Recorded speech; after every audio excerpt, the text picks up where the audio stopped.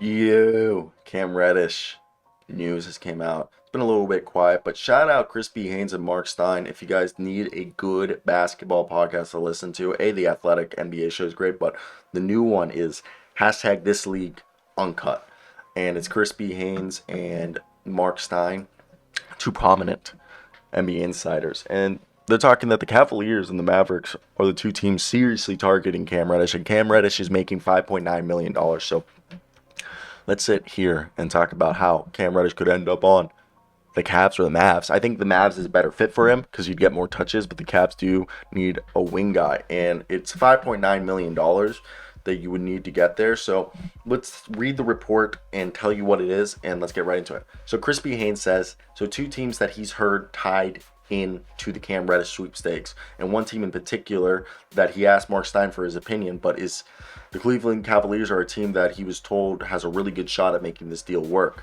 and making it happen. The other team is the Dallas Mavericks. And again, Marc Stein said, so you look on to what the Mavs that he knows, and the Mavs have already tried. Marc Stein says the Mavs have tried to trade. The Mavs have tried because the price is only a second rounder. And the problem is they don't have that $5 to $6 million expiring contract like the Lakers did with Kendrick Nunn to make this deal easy. Initially, from what Marc Stein has heard, is the Knicks want Reggie Bullock, who's a Tom Thibodeau favorite. But Marc Stein has heard that Reggie Bullock fandom in the Knicks organization is not exactly unanimous, and it might be more than the coach that wants him than the front office. So the Mavericks have not been able to complete a deal. So if we look at Dallas, that means they really want Reggie Bullock. And Dallas is probably like, look, we don't want to trade Reggie Bullock for that. A. And B, we were hoping to be able to do a deal that was probably along the I don't even it becomes difficult because you look at Dallas and you're like, who can Dallas offer if it's not, and you're like, are they really going to offer them Frank Ntilikina and a second round pick, and does that money even work if they wanted to do that? And we're going to check real quick if the money works. It's $2 million against 5.9, so you wonder, can the Mavericks stomach that? And I don't know if that's possible. And no, they need to clear 2.6. And 2.6, obviously you say, oh, why don't they trade JaVale McGee? And I think they don't want to trade JaVale McGee. And the only other guy that they could trade is Theo Pinson in a second round pick. And you think of that and you're like, is that going to be enough? And you don't know, because again, it becomes a bit interesting. Yeah, and it still fails, okay?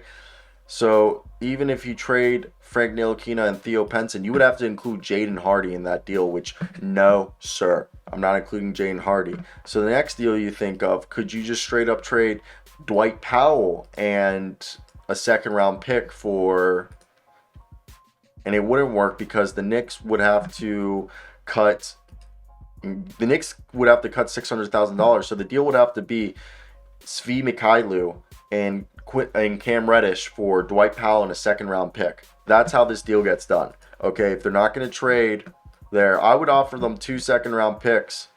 And but the thing is would they want to trade Dwight Powell? I don't know.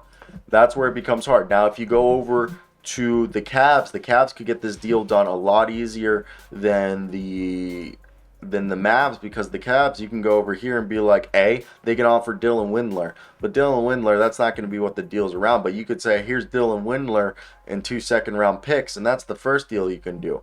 But that's probably not where it's going to go. In my opinion, this is where, do you offer Jetty Osman or Isaac Okoro?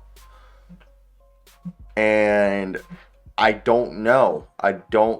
For me, I think if you can do a deal of Dylan Windler and Raul Neto or Lamar Stevens, I think Raul Neto would be better because he's just kind of out of the rotation, or even Robin Lopez, and then you offer 2 second round picks, okay, from 2029 and 2028. That's a interesting deal right there, okay, because right here, I believe that should get the deal done. If you just have Cam Reddish sent over there, that's a straight up great deal. Yeah, that works. Perfect. Cam Reddish for Raul Neto and Dylan Windler and 2 second round picks. I would do that deal. If I was the Cavs. And I think the Cavs have the best package available, unless they want Dwight Powell and to give up a few guys. So Let me hear you guys' thoughts down below. What do you think of this, and what would you guys do if you were the Knicks?